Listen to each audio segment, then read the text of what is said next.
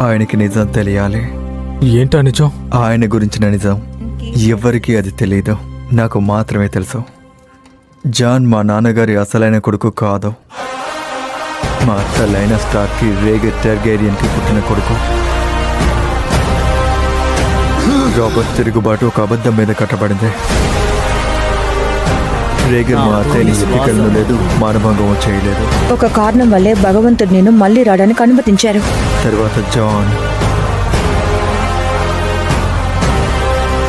John అసలైన పేరు